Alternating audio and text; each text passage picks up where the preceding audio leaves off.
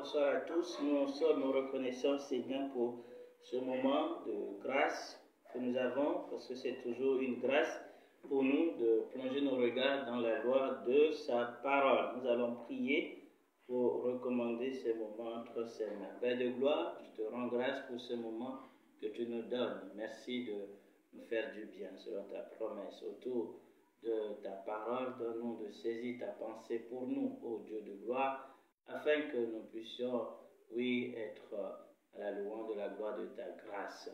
Dirige ces moments et prends le contrôle de toutes choses. Prépare nos cœurs, dispose nos cœurs à saisir ta pensée et à la mettre en pratique pour la gloire de ton nom, au nom de Jésus. Amen. Voilà, donc nous allons parler de Job, le chapitre 22. Donc, nous sommes en fin d'année, début d'une nouvelle année, et c'est le moment des résolutions, des projets qui sont donc établis. Alors, le Seigneur a mis à cœur de nous entretenir ensemble sur les résolutions. Donc, il y a un passage dans Job, le chapitre 22, qui parle de l'importance à la fois des résolutions, mais nous allons aussi parler surtout de qu'est-ce qui fait que ces résolutions soient suivies de succès. Donc, Job le chapitre 22, le verset 28 dit « À tes résolutions répondra le succès. » À tes résolutions répondra le succès. Je crois qu'on connaît très bien ce passage et on cite souvent cela dans d'autres si tu prends une décision, elle se réalisera pour toi. Donc, à tes résolutions répondra tes succès ou ton succès. Et si tu prends une décision, elle se réalisera. Donc, c'est la même chose. Et donc, la question qui se pose, c'est de quel type de résolution dont il s'agit et comment s'assurer que nos résolutions, nos décisions soient toujours accompagnées de succès. Parce qu'il faut donc avouer que oui, il y a des résolutions qui sont prises, des décisions qui sont prises, des projets qui sont élaborés à chaque début d'année d'une manière générale. Et on se retrouve en fin d'année, quand on fait le bilan, il y a certaines résolutions qui ont été suivies de succès, qui ont été réalisées, et d'autres non. La question qui se pose, pourquoi nos résolutions ne sont pas toutes suivies de succès? La parole de Dieu est la vérité et ce qui est dit ici par rapport aux résolutions, c'est une promesse aussi du Seigneur. C'est une promesse en disant, si tu prends une décision, elle se réalisera pour toi. Donc, elle te sera un succès. Et donc, la question qui se pose, qu'est-ce qui se passe par rapport à nos résolutions? Nous allons aborder dans cette exhortation quelques exemples de résolutions et aussi les dispositions qui ont été prises quand même ou qui doivent être prises pour qu'il y ait un succès. Si le Seigneur nous fait grâce, nous pourrions demain encore aborder d'autres points dans le but de nous amener à réfléchir à certaines dispositions que le Seigneur attend de nous. Donc, quand il s'agit de prendre des résolutions pour avoir du succès. Donc, d'abord, le contexte, en réalité, c'est le discours, le troisième discours d'Éliphaz à Job, discours d'accusation, qui en réalité n'est pas justifié, parce que les trois amis de Job croyaient que le malheur qui était survenu sur Job était la faute de Job, c'est à cause de son péché. Ils en ont parlé d'une manière générale dans les premiers discours, les deux premiers discours, et là, Éliphaz va maintenant aborder clairement sa pensée en accusant Job donc de malfaisance, en tout cas de péché. Il accuse de prendre sans cause les gages de son frère, il arrache les vêtements de des gens et il ne donne pas l'eau à l'homme altéré, il refuse du pain à l'homme affamé. Tout ça n'a rien à voir avec Job, parce qu'au début du passage, la Bible nous présente Job comme étant donc un homme parfait, un homme juste qui craignait Dieu. Et donc, les accusations ici sont donc fausses. Maintenant, c'est vrai que vers la fin, il va donner des conseils qui s'appliquent en réalité d'une manière générale, des conseils qui sont vrais, donc des conseils qui s'appliquent à celui qui se retrouve dans le péché, donc celui qui prend conscience de son état de péché et qui, voilà, donc souffre à cause de ce péché. Les conseils qu'il donne ici sont justes, mais sauf que ça ne s'applique pas à Job.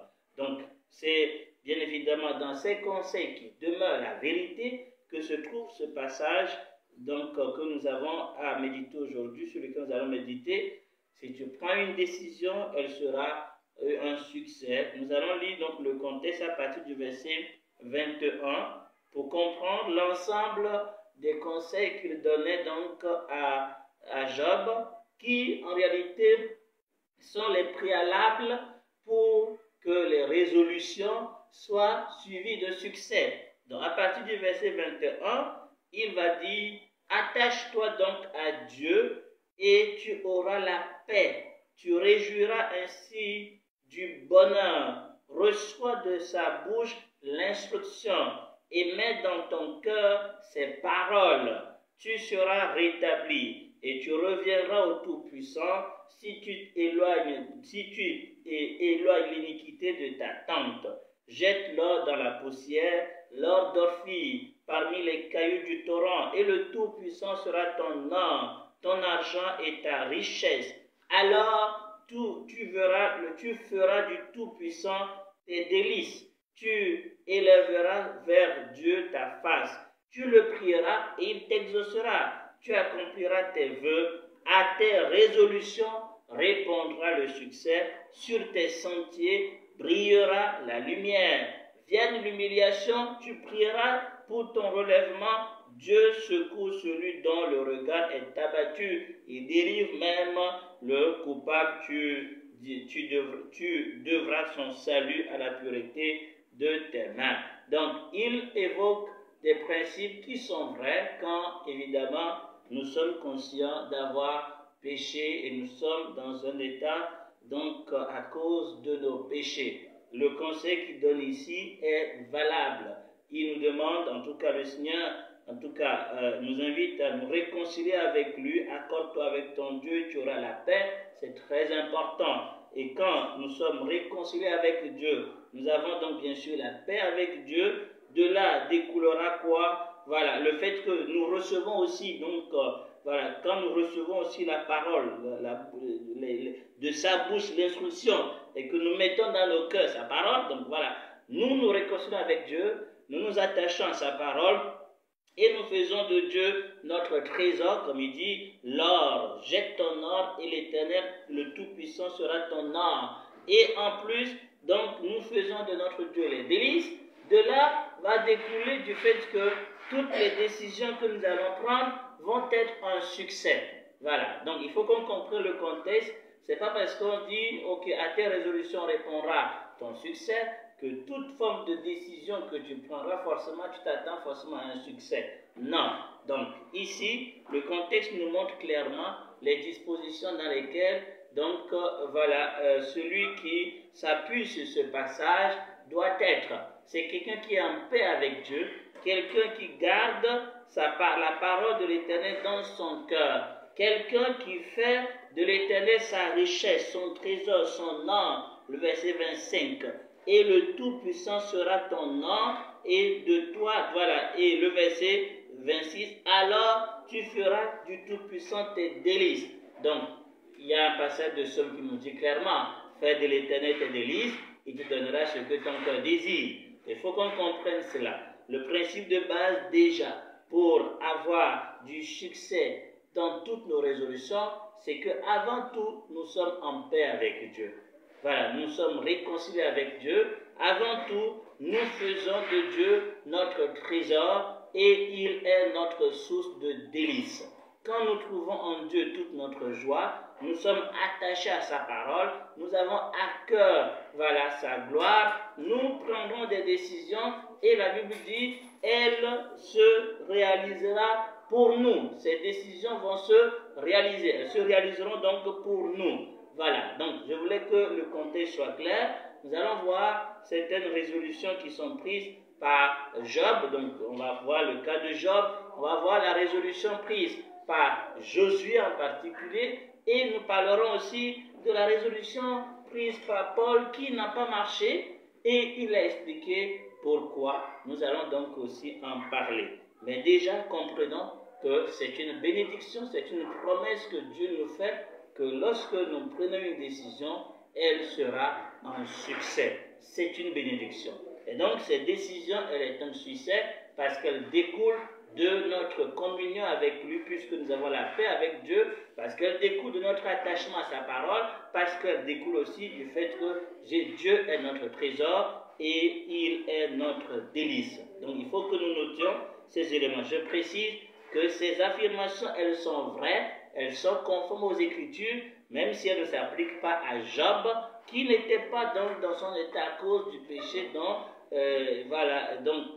Eliphaz est en train de l'accuser. Voilà, nous allons donc voir la meilleure, ou bien une résolution extraordinaire que Job a prise. Donc, quelle était la résolution de Job? La question que nous allons nous poser, quelle est aussi ta résolution? Quelle est ta résolution? Quel est ton projet pour 2024? Donc, nous faisons des résolutions, nous prenons des décisions. Je le précise, c'est très important. Les résolutions, les décisions sont une grande chose. Donc, ils sont d'une grande importance.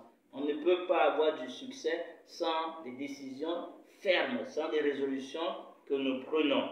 Mais ces résolutions ne sont accompagnées de succès que lorsque nous sommes dans cette disposition que nous venons de voir. Job, le chapitre 23, dans la suite, quand Job prend la parole pour répondre à Eliphaz, au verset 11 jusqu'au verset 12, Job parle de certaines résolutions qu'il a prises qui sont formidables. Mon pied s'est attaché à ses pas. Il parle de Dieu. Il dit que ses pieds à lui sont attachés au pas de l'Éternel.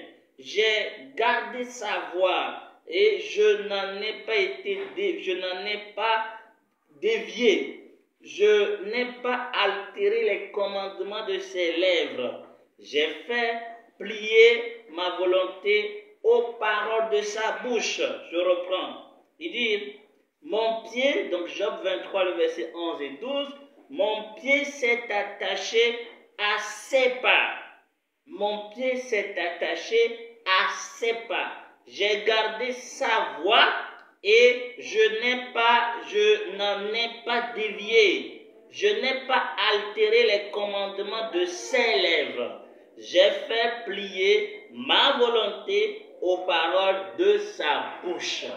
Voilà une merveilleuse résolution que Job avait prise. Parmi tant d'autres, il y a une autre résolution. Il a ordonné bien sûr à ses yeux de ne pas regarder la Vierge. Donc c'est pour dire que Job ici, au-delà de toute forme de résolution, a fait une résolution liée à la parole.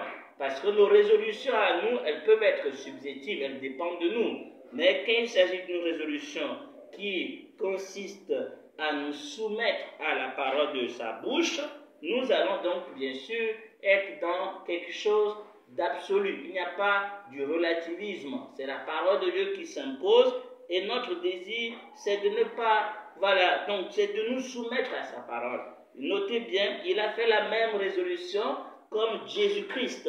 J'ai fait plier ma volonté aux paroles de sa bouche. C'est merveilleux. Voilà la décision de Job qui a fait de Dieu, donc son autorité suprême, la parole de Dieu, son autorité suprême, et a décidé dans son cœur de soumettre sa volonté à la parole de Dieu. Et c'est ce que Jésus a fait aussi. Il a décidé que ce ne soit pas sa volonté qui soit faite, mais celle de son Père. Et donc, moi, je crois que c'est quelque chose d'une grande utilité, voilà, que nous puissions considérer, voilà, la nature de nos résolutions. Les décisions que nous prenons, nous devons absolument les soumettre à la volonté de Dieu, à la parole de sa bouche, si nous voulons que ces résolutions soient un succès. Parce que la parole de la bouche de l'Éternel est donc une vérité à laquelle il n'y a pas, voilà, du relativisme. C'est une vérité absolue. Mais quand il s'agit de nos résolutions personnelles, d'accord, donc nous pouvons des fois changer d'avis. Mais quand nous lions nos résolutions à la parole de Dieu, elles sont fermes, et nous pourrons donc bien sûr les tenir jusqu'au bout parce que la parole de Dieu ne passe point. Voilà ce que Job répond à Eliphaz comme par rapport à l'accusation qui lui a été adressée. Nous allons rapidement parler de la résolution de Josué. Josué aussi a pris une résolution merveilleuse. Je nous invite donc à méditer aussi sur sa résolution. Donc Josué 24, à la fin de sa vie, il donnait des conseils à Israël et dans son conseil, il va prendre une résolution merveilleuse.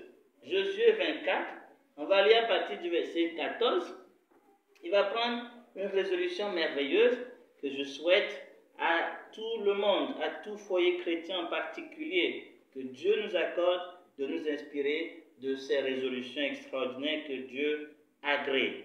Le chapitre 24 de Josué, le verset 14 nous dit « Maintenant, craignez l'Éternel et servez-le avec intégrité et fidélité. Ôtez les dieux qu'ont servi vos pères de leur côté du fleuve et en Égypte et servez l'Éternel.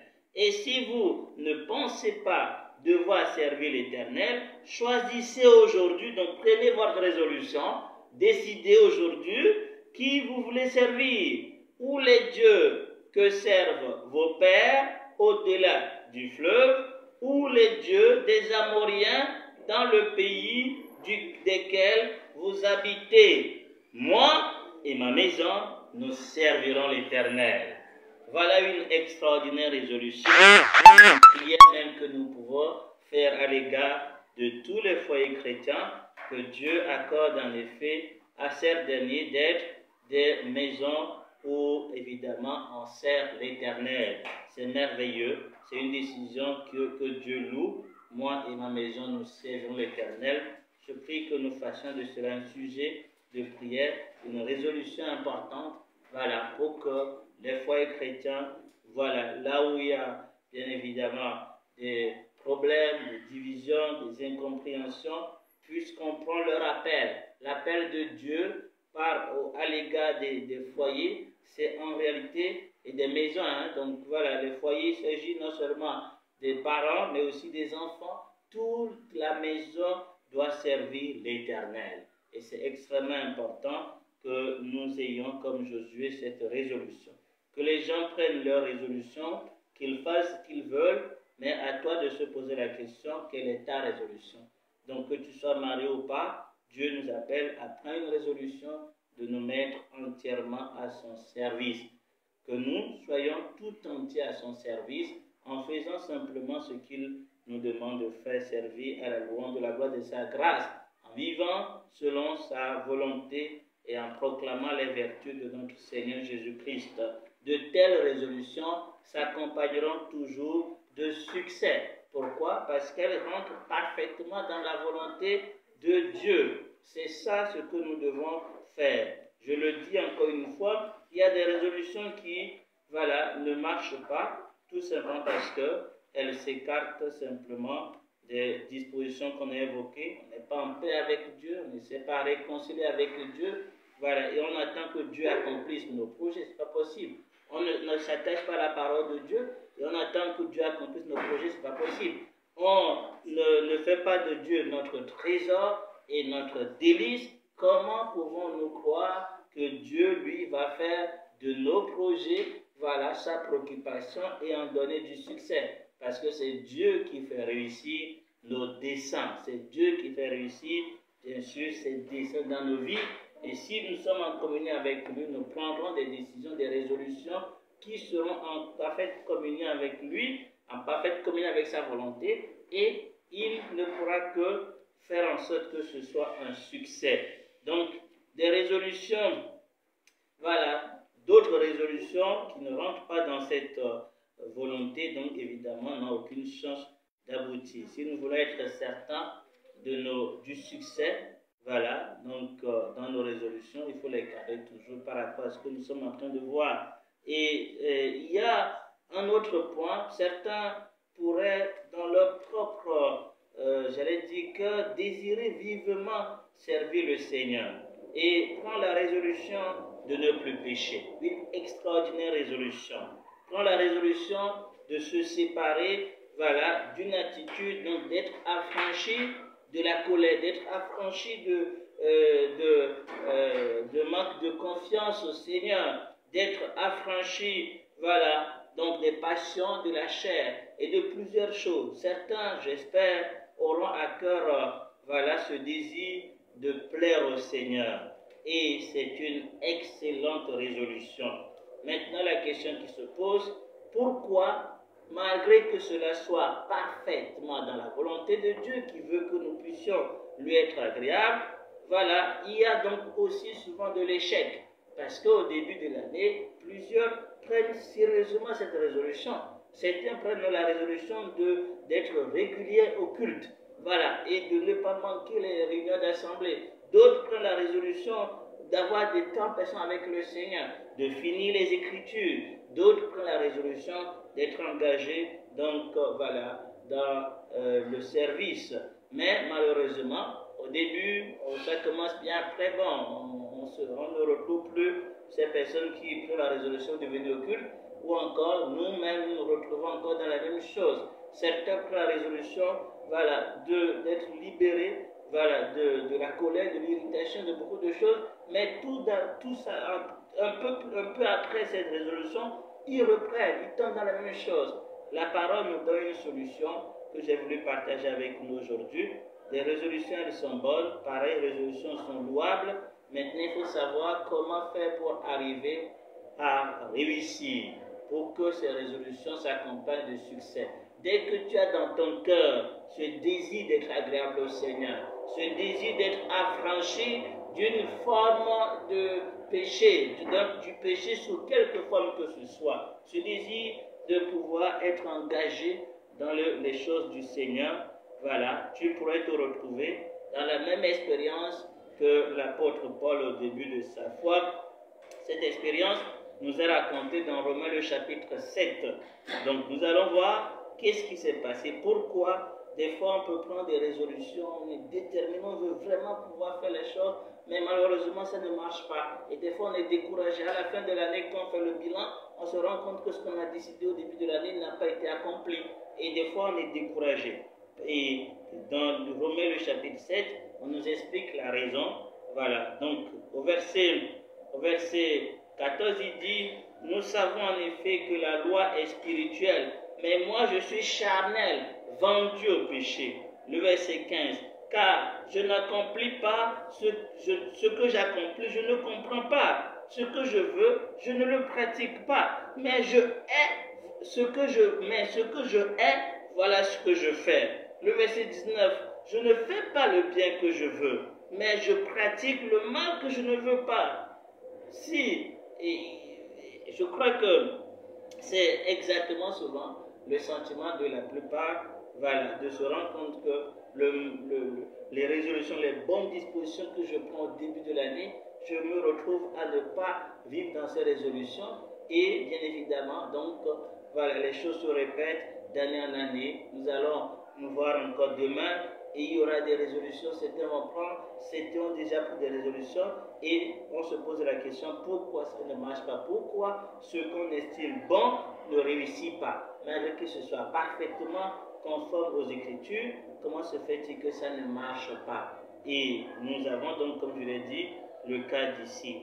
L'apôtre va finir au verset 24 en disant « Malheur à moi, malheureux que je suis, qui me délivrera de ce corps de mort ?» Le véritable problème, c'est en effet que, voilà, nous, même si on est enfant de Dieu, il y a donc cette question, voilà, du corps du péché. Et il faut comprendre comment avoir la victoire, comment Dieu nous a accordé la victoire, comment pouvons-nous expérimenter cette victoire, voilà, quant à ces différentes résolutions que nous pouvons prendre.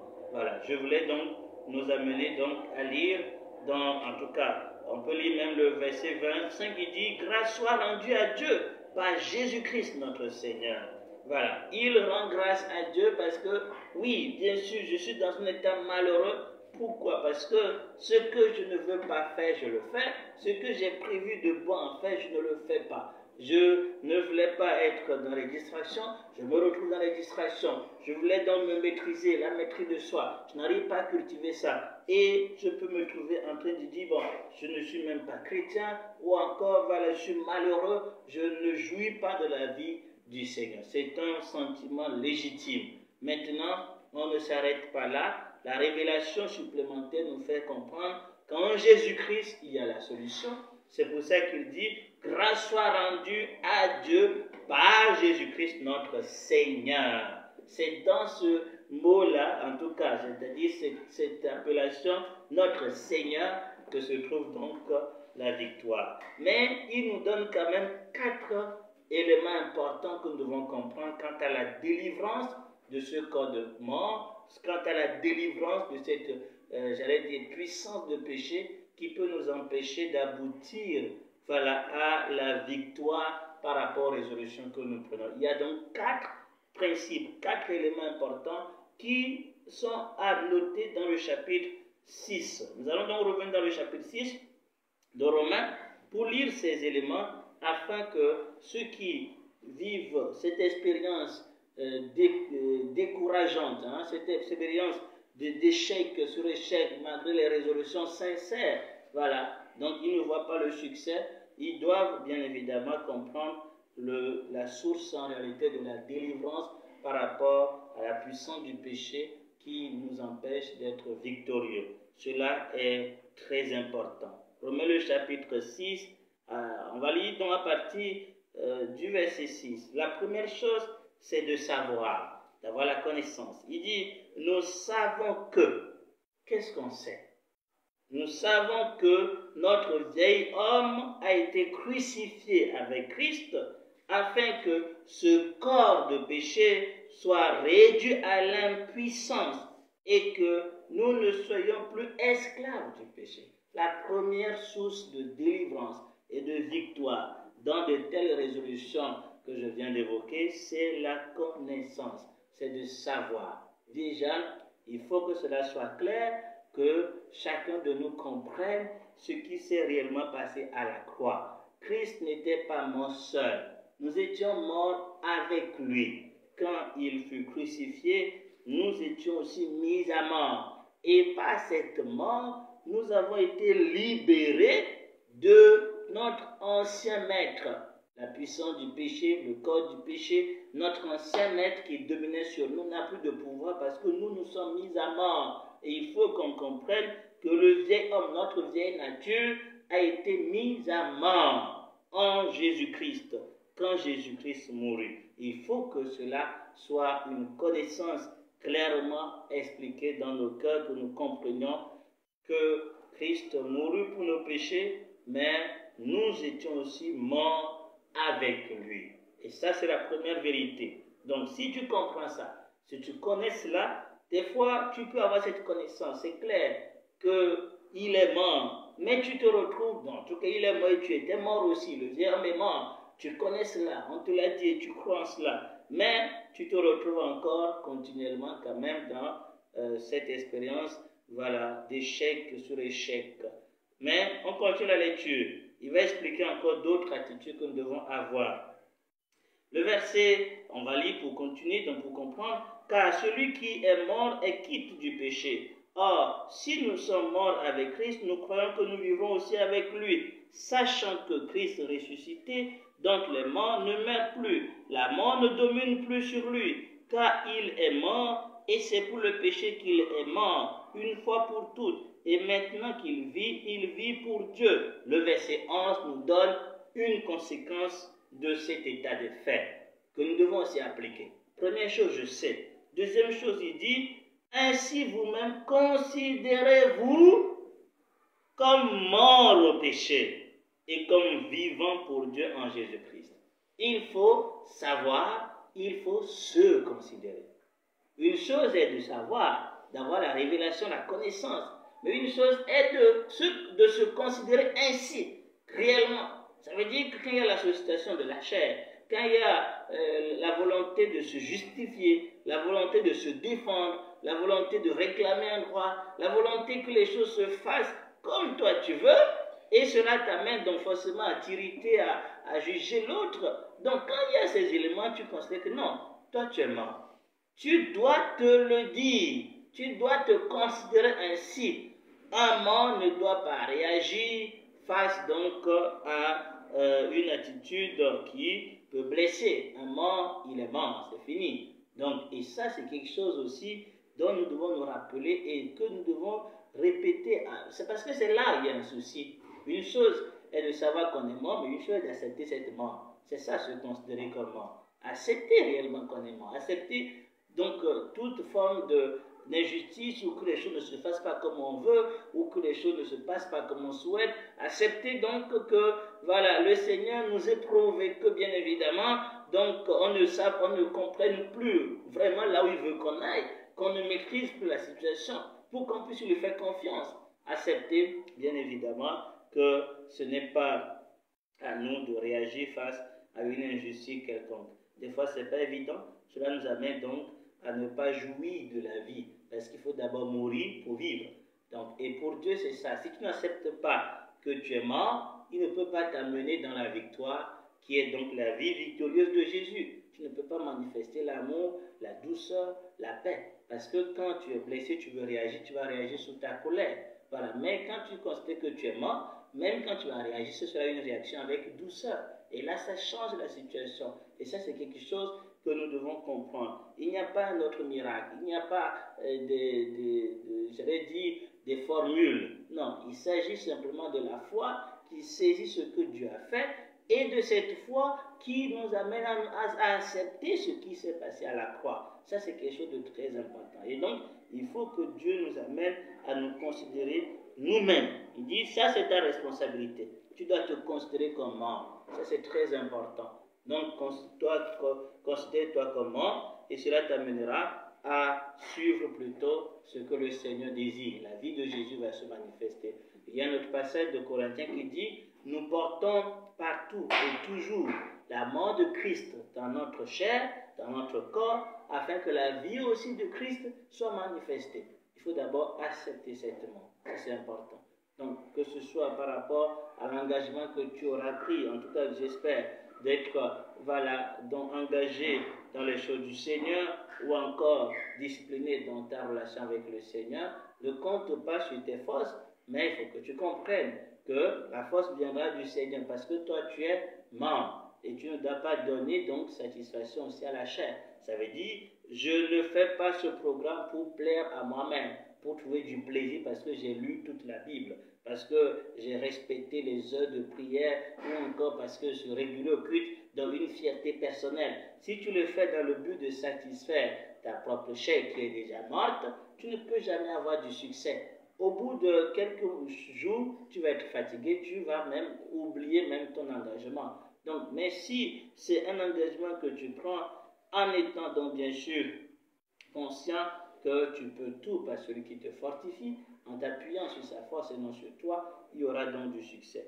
Et donc pratiquement, quand il s'agit des combats, voilà, du péché qui domine sur nous, la première chose, il faut donc que nous soyons clairs et que nous acceptions cette mort. La deuxième chose, c'est ça, nous nous considérons comme morts. Maintenant, ok, je me considère comme mort, il va continuer dans la lecture, dans la suite, il va dire que le péché donc ne règne plus, que le péché ne règne donc pas dans vos corps mortels, et n'obéissez pas à sa convoitise. Pourquoi? Parce que vous êtes morts. Donc le péché est vivant, il ne peut pas en réalité utiliser vos membres sont morts. Voilà, c'est-à-dire vos de réagir dans la précipitation sans maîtrise de soi, ça c'est tuer aussi, quoi. Voilà, votre désir donc de la paresse, tout ça aussi c'est tuer. Toute action qui vient nourrir la chair, tu dois confesser qu'en Jésus-Christ, il n'y a plus donc raison que cela domine sur toi. Donc, et ça, c'est quelque chose d'important. Le verset 13 nous donne une troisième attitude. Je sais que je suis mort en Jésus-Christ. Je me considère que je suis mort. Mais le verset 13 nous dit, ne livrez pas vos membres au péché comme armes pour l'injustice, mais livrez-vous vous-même. Livrez-vous vous-même à Dieu comme des vivants revenus de la mort. Et offrez à Dieu vos membres comme nom de la justice. Mettez-vous simplement à la disposition de Dieu. Mettez-vous à la disposition de Dieu. Je sais que je ne vis plus et je dois vivre dans cette pensée-là, que ce n'est pas moi qui vis, ce n'est pas à moi de réagir, ce n'est pas à moi de faire mes programmes, mes projets. Non, mais je me mets entre la main de Dieu pour que Dieu fasse sa volonté, que Dieu utilise mes membres pour bien sûr servir comme il doit servir. Et ça, c'est très important. Des fois, il nous arrive de ne pas jouir de la bénédiction, je vais insister là-dessus, la bénédiction liée aussi à l'assemblée, parce que nous laissons notre chair vivre et nous laissons donc bien sûr, voilà, cette chair qui donc suscite un peu de paresse ou de la distraction ou d'autres éléments qui nous éloignent, bien évidemment, de la bénédiction liée à notre intimité avec le Seigneur, mais aussi à notre intimité dans l'assemblée qui est source de bénédiction pour nous et pour les frères. Et donc, pour pouvoir avoir de la victoire, il faut comprendre que je ne suis pas là pour venir m'approcher du Seigneur quand j'en ai envie. Ce n'est pas question d'envie, mais c'est quand le Seigneur me demande. Quand le Seigneur me dit, viens, alors je dois obéir. Je dois venir parce que je suis à sa disposition et je dois donc mettre mes membres, mon corps, mes pensées, mon être et également mes moyens tout entre les mains du Seigneur. Autrement dit, j'agis selon ce que lui dit. Ce n'est pas comme moi j'ai envie. C'est tellement important. Cela nous amène des fois à aller au-delà, j'allais dire, à surmonter des suggestions de la chair, de nous reposer, des suggestions de la chair, de négliger, de reporter, des suggestions de la chair qui, bien évidemment, nous amènent dans des occupations et nous éloignent un peu, voilà, du Seigneur. Et cela fait que, au début, on est tellement motivé, on a pris des engagements, mais après, on n'y arrive pas. Pourquoi? Parce qu'on a commencé à écouter la chair. On a commencé à comprendre que c'est à moi de décider. C'est cette chose est plus prioritaire que telle autre chose. Et ça ne peut pas nous amener à la victoire. Il faut qu'on comprenne une fois pour toutes qu'on ne vit plus pour nous, on ne vit plus pour nos désirs, on ne vit plus pour nous satisfaire nos passions, parce que la chair est bien évidemment têtue, j'allais dire. La chair a des désirs contraires à nos désirs de l'esprit. Et quand tu ne comprends pas cela, tu vas te cacher derrière des principes qui vont bien évidemment t'amener à demeurer esclave de ta propre chair. Des principes comme voilà, donc oui, il a tort, il a mal réagi, aussi moi je dois réagir. Alors que tu vas dire non, s'il a mal réagi, ce n'est pas à moi de réagir. Au contraire, je dois me maîtriser, pardonner, et ensuite, si je peux réagir pour l'amener à voir ses erreurs, je le ferai. Donc, c'est pour dire que c'est souvent ça qui nous manque. Nous ne sommes pas morts. Ou plutôt, oui, la mort est une réalité puisque Christ est mort, mais nous ne nous considérons pas comme morts. Nous ne nous considérons pas comme morts, et donc nous vivons encore. Et quand nous vivons, qu'est-ce qui se passe? Nos membres sont au service encore à la disposition de la chair. Nos membres sont au service du péché. Cela fait que nous sommes encore esclaves de ceux dont nous voulons être libérés. Notez bien ceci, Christ est mort pour notre liberté. Il est mort pour que nous soyons pardonnés, certes, mais il est aussi mort pour qu'on soit libérés. Et donc ça, c'est quelque chose de très important. Maintenant, pour que nous puissions expérimenter cette liberté, il faut noter une chose, ce n'est pas le péché qui a été tué. Ce n'est pas en réalité cette puissance qui a été ôtée. Ce qui a fait que le péché a perdu toute sa puissance, c'est que l'instrument que le péché, cette puissance utilisait pour agir, l'instrument est détruit. L'instrument, c'est moi, c'est le vieil homme. C'est donc mes membres anciens qui étaient disponibles pour le péché. Maintenant, comme Dieu a tué mon vieil homme, m'a tué, alors quand le péché veut agir, il ne trouve personne qu'il faut utiliser. C'est là qu'il fait qu'il n'a plus de puissance. En plus, Dieu m'a donné son esprit. Et donc, c'est ce qui va se passer. En tout cas, c'est la quatrième chose qu'il va évoquer. Donc, le verset 14, il dit, donc on va relire le verset 13. Ne livrez pas vos membres au péché comme armes pour l'injustice, mais livrez-vous vous-même à Dieu comme des vivants revenus de la mort et offrez à Dieu vos membres comme armes pour la justice. Le péché ne dominera pas sur vous, car vous n'êtes pas sous la loi, mais sous la grâce. Quatrième autre principe. Et ça, c'est un élément extrêmement important. Je sais que je suis mort. Je me considère ainsi. Je me donne à Dieu. Mais dans un esprit de grâce. Ce n'est pas un esprit de la loi. Et ça, c'est extrêmement important. C'est ce qui va l'amener à faire les détails de son esprit dans le chapitre 7. Parce que chaque fois que vous essayez de faire des choses dans la pensée de la loi, vous tombez sous, bien évidemment, la puissance du péché. Parce que ce qui donne au péché toute sa force, c'est la loi. Qu'est-ce que c'est que nous ne sommes plus sous la loi, mais sous la grâce? C'est tout simplement que nous ne faisons pas les choses dans le but de mériter quoi que ce soit.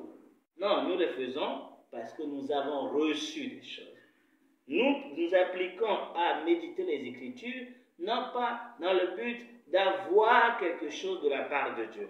Je ne m'applique pas à aller à l'église dans le but parce que je veux avoir quelque chose.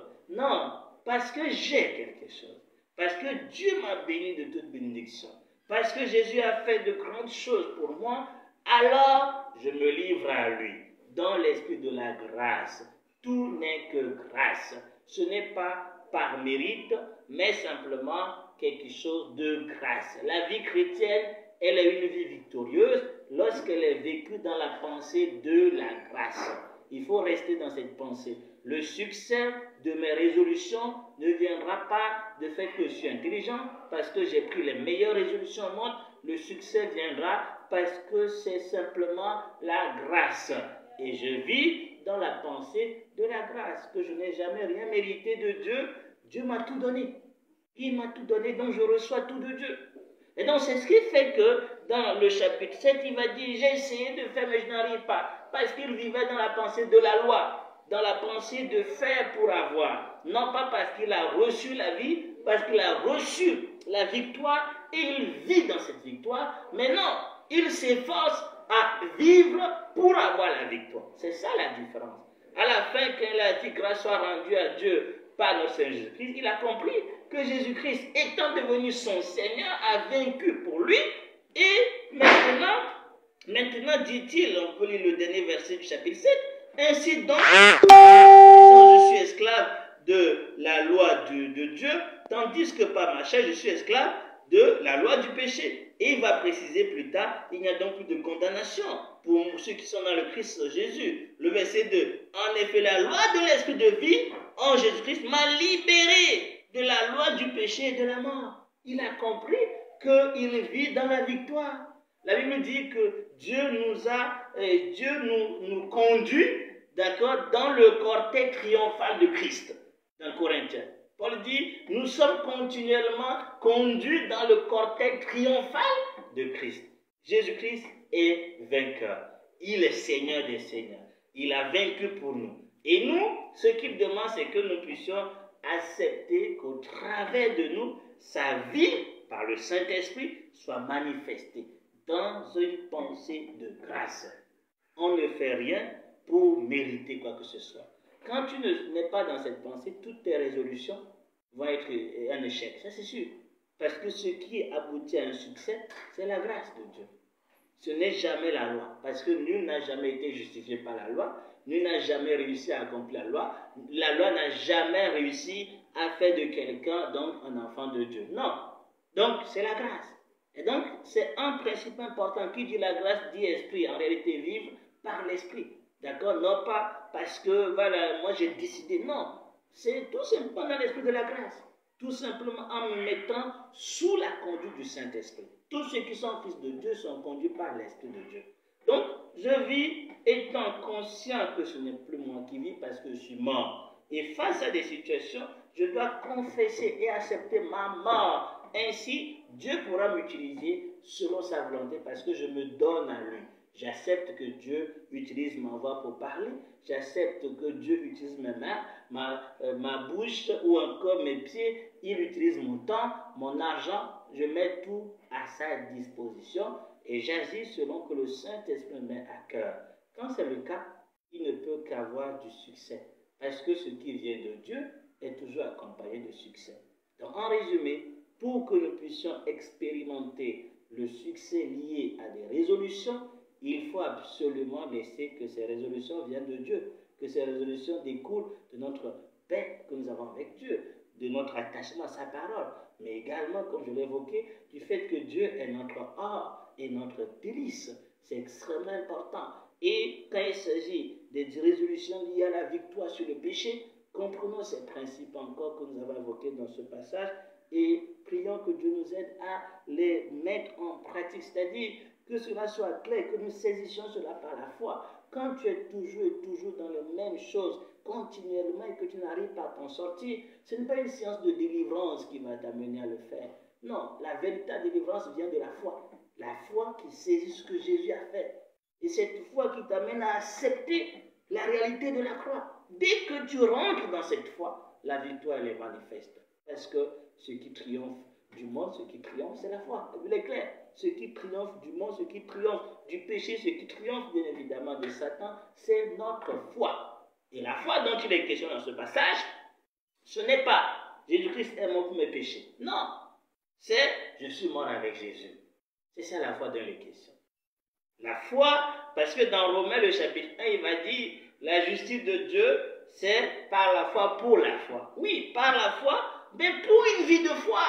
Une vie de foi qui nous amène à croire que oui, nous sommes morts avec Christ. Et donc notre vie étant crucifiée, je me considère ici, je me donne à Dieu pour que Dieu fasse de moi ce qu'il veut. Et tout ce que je peux vivre, je le vis par la foi, comme Paul l'a dit, je le vis seulement dans l'esprit de la grâce. Je vis dans l'esprit de la grâce et non dans l'esprit de faire pour mériter quoi que ce soit de la part de Dieu. Nous ne mériterons jamais quoi que ce soit. Tu peux lire toute la Bible, tu ne vas pas avoir une mérite quelconque ou encore avoir des temps de jeûne, de prière. Ce n'est pas pour que tu mérites quoi que ce soit de la part de Dieu. Non, mais simplement parce que tu as compris voilà ce qu'il t'a accordé et tu désires vivre pour sa gloire et tu veux vivre cette intimité avec lui dans l'esprit de la grâce. Cela t'amènera à ne jamais te croire plus spirituel que les autres parce que tu as lu toute la Bible, plus spirituel que les autres parce que tu es régulier au culte, plus spirituel que les autres parce que bien évidemment tu as des temps de jeûne. Ça t'amène forcément dans l'échec dès que tu commences à croire que ce que tu es en train de faire là te donne d'être meilleur que les autres.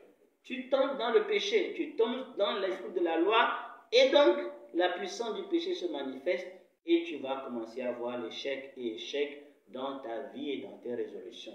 Donc il faut que nous revenions au principe extrêmement important quand il s'agit de prendre des résolutions, puisque nous sommes à l'heure des résolutions. Le Seigneur voulait encore nous enseigner voilà, sur ces principes. Et comme j'ai dit, par la grâce de Dieu, nous poursuivrons demain avec d'autres cas pour comprendre ce que Dieu attend de nous pour que nous allions de victoire en victoire par rapport à toutes nos résolutions que nous aurions donc à prendre cette nouvelle année. Donc que nous ayons du succès en étant donc bien sûr dans ces principes, ces résolutions, en tout cas ces vérités de la parole que nous venons d'évoquer. Donc en résumé, nous avons évoqué encore une fois l'importance des résolutions. C'est important parce qu'il faut toujours prendre des résolutions, c'est important, d'accord? Il faut prendre des résolutions, mais ce qui fait de ces résolutions un succès, c'est qu'elles découlent déjà de notre disposition, de notre communion, de notre disposition avec le Seigneur. C'est important. Nous avons aussi évoqué le fait que la résolution de Job, c'était en effet de plier sa volonté à la parole de sa bouche, la parole de la bouche de Dieu. Autrement dit, j'ai des désirs, des volontés, mais d'abord que cela soit la volonté de Dieu qui se fasse, c'est très important. Et il y a Josué qui a pris une excellente résolution. Il a dit que lui et sa maison serviront l'Éternel. Et je prie que Dieu nous accorde des foyers qui disent la même chose. On a vraiment besoin de ça, que Dieu nous accorde en effet d'être des maisons de service, des maisons qui servent le Seigneur, tous ensemble. Que Dieu nous donne de faire de cela, voilà une de nos résolutions. Ça ne pourra que servir à la louange de sa gloire. Et quant aux résolutions que nous pouvons prendre et nous voir des déceptions, parce que ça ne marche pas, parce que ça n'a pas marché, alors que ces résolutions, elles sont parfaitement dans la volonté de Dieu. Dieu veut que nous vivions dans la sainteté. Dieu veut que nous puissions vivre dans une intimité avec lui. C'est sa volonté. Mais des fois, on se retrouve en train d'échouer dans ces résolutions qui sont bonnes. Pourquoi? Des fois parce que nous sortons des principes que nous venons d'évoquer. C'est le principe de la foi. Tout est question de foi. La foi au fait que je suis mort, je me considère ainsi, je me donne à Dieu et je vis dans l'esprit de la grâce, étant toujours conduit par le Saint-Esprit. Cela nous amènera par la grâce de Dieu à avoir de la victoire, voilà, sur ces choses. Il faut les lire, il faut comprendre. Comme je l'ai dit, il faut d'abord savoir que nous sommes morts. Des fois, nous ne comprenons pas ce que ça veut dire. Peut-être que par la grâce de Dieu, on y reviendra, mais c'est extrêmement important. C'est la foi pour avoir de la victoire et du succès dans les résolutions que nous pouvons prendre. Voilà, que Dieu bénisse sa parole. S'il y a une question, nous allons discuter. Par rapport à la question, je pense que primordiale, capitale, mourir avec Christ, est-ce que c'est une réalité qui s'opère à nous par notre volonté, c'est-à-dire je décide par la foi mourir avec Christ, ou bien comment? Parce que des fois, on prend les résolutions, non Seigneur, j'accepte de mourir avec toi, je fais mourir ma chair, je ne veux plus telle chose. Et demain, ça reprend encore, on se pose la question, est-ce que je suis vraiment mort avec Christ, ou bien comment? Comment faire pour, c'est-à-dire, j'ai une habitude, Seigneur, je détruis ça, je crucifie ma chair, et dis, ceux qui sont en Christ sont crucifiés, les chairs, leur convoitise. Comment se crucifier? Mais ça revient encore, comme il y a une résurrection, quoi. Oui, je comprends. C'est vraiment le cœur de cette exhortation, en effet, et c'est une expérience, des fois, qu'on peut vivre comme Paul l'a évoqué. Moi, je crois que la première chose, il n'a pas dit dans les Écritures que, alors ça c'est important, il y a ce cantique que nous chantons, je veux mourir avec toi. Arrêtez, ce n'est pas conforme parfaitement à la pensée du Seigneur. Non, la pensée du Seigneur dans Romains, il a dit, il faut savoir que le vieil homme a été crucifié. Donc il ne s'agit pas de mourir, je vais mourir avec lui. Non, c'est une chose qui a été déjà effectuée. Ça c'est la première chose déjà qu'il faut croire, il faut le confesser. Nous sommes déjà morts avec Christ. Quand Christ mourut, il nous a tués. Donc le vieil homme a été donc crucifié. Ce n'est pas que le vieil homme se crucifie chaque jour, ou bien je vais mourir avec lui. Non. Quand nous venons au Seigneur, il nous donne donc cette bénédiction d'être mort. C'est-à-dire qu'il impute à chacun de nous la mort de Christ. Ça, c'est la première chose. La deuxième chose, il précise qu'il s'agit là de notre devoir de nous considérer comme morts. Je précise, je ne vais pas mourir et me crucifier chaque jour avec Christ. Non, le vieil homme a été crucifié. Il faut la foi pour saisir ça.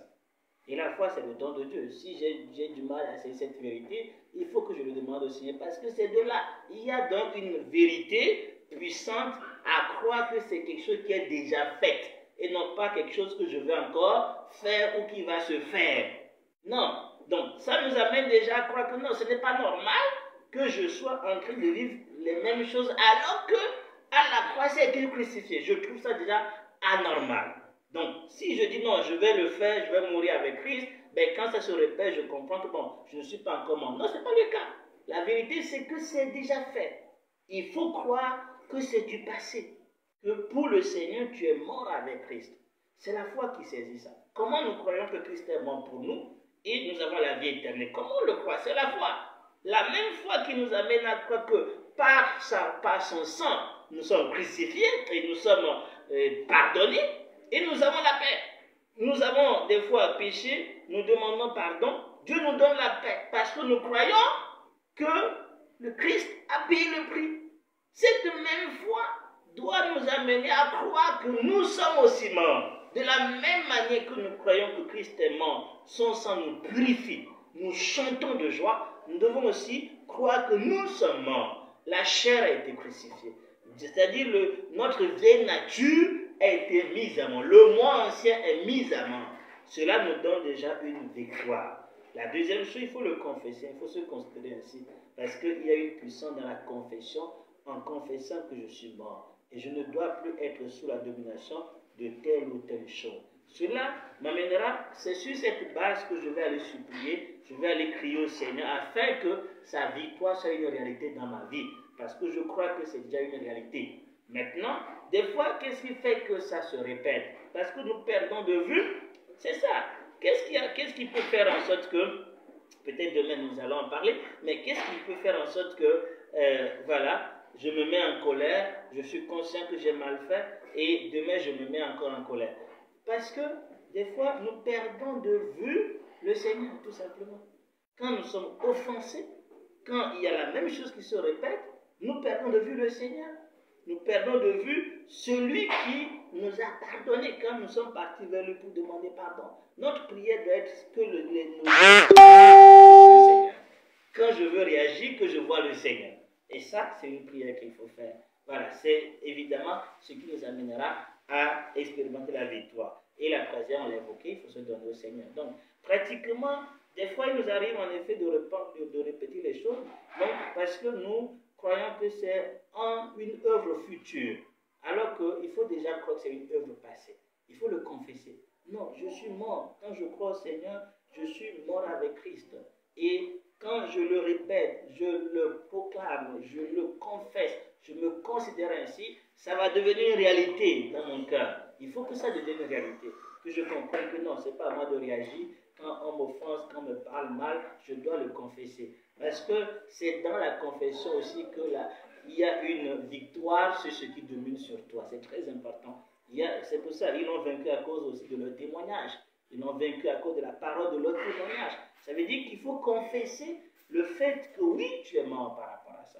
Il y a des choses qui dominent sur nous parce que nous ne les confessons pas. Nous ne confessons pas la chose en réalité. Donc des fois, il faut le confesser. Que cette chose-là n'a pas le droit de dominer sur moi. Ce n'est pas juste le confesser seul, mais des fois en parler à quelqu'un, à un frère. Quand ça se répète, tu en parles à un frère et vous priez par rapport à ça. Parce que dès que tu confesses, tu admets la chose, tu ne la caches pas, tu n'essaies pas de combattre toi seul, tu n'essaies pas de camoufler, donc ça perd sa victoire, ça perd sa force. Mais quand tu essaies de cacher ça, de faire ça toi-même, et tu n'y arrives pas, qu'est-ce qui se passe? Il a encore de la victoire sur toi. Donc moi je pense que c'est important de noter le fait qu'il faut confesser ses péchés. Dans la parole de Dieu, il va dire confessez vos péchés les uns aux autres et vous serez aussi donc pardonnés, dans le sens qu'on prie les uns pour les autres. C'est aussi ça aussi un élément important quand les choses se répètent continuellement alors que nous croyons que nous sommes affranchis du péché. Donc voilà, c'est ce que je pense. Donc des fois ça se retrouve dans le fait que des fois nous cachons les choses parce que nous avons honte d'en parler ou parce que nous ne voulons pas que les autres sachent que nous sommes dans ce combat. Et donc quand c'est toujours le cas, nous demeurons esclaves parce que tout ce qui est caché a toujours un pouvoir de domination. Mais quand c'est révélé, quand c'est mis à la lumière, il y a déjà une victoire sur les choses parce que nous dévoilons ça. Donc quand nous remarquons des choses comme ça, ne tombons pas dans l'erreur. Il y a des gens qui tombent dans l'erreur de dire, bon, je vais donc bien sûr me retirer, combattre seul pour venir encore au milieu des assemblées. Il y a des frères comme ça, qui parce qu'ils voient les mêmes choses se répéter, disent, bon, je ne veux pas être hypocrite, je vais me retirer et combattre seul. C'est une erreur grave. C'est une erreur. Moi, je trouve que c'est la pire erreur parce que tu donnes encore l'occasion à l'ennemi de te détruire. Parce que c'est dans l'assemblée, c'est avec 2 ou 3 frères, en confessant que tu as la victoire. Mais quand tu essaies de le faire, tu essaies de cacher en réalité quelque chose qui te dérange, quelque chose qui en réalité diminue un peu ta valeur. C'est-à-dire, les gens vont me voir mal. Non, il faut surmonter ça pour dire, voici le combat que je mène. On met ça au pied du Seigneur. La victoire est certaine parce que tu as déclaré ça. Il y a une victoire, je crois, dans la confession aussi. Et dans l'humilité, qui admet que là, je n'arrive pas. Voilà, l'humilité. Des fois, avec orgueil, nous demeurons esclaves des choses parce que nous n'admettons pas que non. Voilà, c'est plus que tout. Nous, on l'expose aux frères qui peuvent nous amener à comprendre la victoire qu'on a eue et ils prient pour nous aussi, comme Dieu dit, confesser. C'est aussi tout ça aussi qu'il faut considérer dans le combat qu'on peut mener. Donc, si je comprends bien, il y a la reconnaissance. Oui. Il y a la confession, et puis il y a la confession d'abord par la foi, et puis la confession par, c'est-à-dire, je dévoile par exemple cette erreur-là, je confesse devant mes frères. Donc, oui, ça fait partie aussi. Donc c'est ça. Oui, donc ça fait partie. C'est alors, je crois que je suis mort, je me considère ainsi. Quand je me considère ainsi, c'est une manière de confesser. D'accord? Dans la considération, se considérer comme mort, c'est confesser sa mort aussi. D'accord? Confesser sa mort. Et cela veut dire que face au combat, je confesse ma mort, je ne veux pas réagir face à une attaque. Et donc, quand je réagis, que ça continue, je dois le confesser aux autres pour que ça puisse avoir donc une victoire. Ça, c'est important aussi. Et ensuite, je me donne à Dieu. Ça, c'est important. Il faut que j'accepte que mes membres servent comme service pour plaire au Seigneur. Donc, d'une manière pratique, comme je l'ai dit, ce n'est pas selon mon envie. J'ai envie d'aller à l'église, j'ai envie de prier. Non. Non, je dois faire selon ce que Dieu me met à cœur. Voilà, ce n'est pas que moi j'ai programmé ça, non, ce n'est pas mon programme qui compte, mais c'est ce que Dieu me met à cœur. Donc je me laisse entre les mains de Dieu. Mes moyens, je les mets entre les mains du Seigneur. Et celui qui gère, cela donnera de la victoire. Et le dernier point qu'on a évoqué, je vis sous la grâce. Je ne fais pas les choses dans le pensée de mérite. Je le fais dans la pensée parce que je suis sous la grâce. Donc voilà les 4 vérités donc, qui sont évoquées dans Romains le chapitre 6. Voilà, par la grâce de Dieu, demain nous reviendrons sur d'autres points en lisant d'autres passages encore donc, qui vont nous permettre de comprendre ce qui peut nous amener à expérimenter la victoire sur, en tout cas dans les résolutions, puisque à tes résolutions répondra le succès. Donc nous voulons voir ce succès et voilà, que Dieu nous aide vraiment à jouir de sa victoire. Nous prions. Notre Père, merci infiniment pour ta parole. C'est toi qui encore parlé à nos cœurs parce que tu nous aimes. Je prie pour un frère et une soeur. Je prie pour moi en premier lieu. Je prie, Seigneur, que tu nous accordes de voir ta gloire, d'aller de succès en succès. Nous voulons expérimenter ta victoire, la réussite dans toutes les résolutions. Ça fait partie de tes promesses. Si nous prenons une décision, elle s'accomplira. Nous voulons, Seigneur, être dans les dispositions qu'il faut. Nous voulons saisir cette victoire que Christ nous a accordée à la croix. Nous voulons vraiment que cela soit clair, afin que pratiquement nous soyons plus que vainqueurs. Ô Dieu de gloire, nous voulons être plus que vainqueurs, être affranchis de tout ce qui domine sur nous et faire de toi notre priorité, Seigneur. Nous te recommandons toutes choses, priant pour demain, que tu prépares nos cœurs pour le culte et que tu prépares aussi nos cœurs pour la suite de cette méditation, cette étude sur les résolutions qui conduisent au succès. Que ta grâce nous accompagne. Merci encore pour ce moment. Reste à nos côtés au nom de Jésus. Amen. Voilà, que Dieu nous bénisse.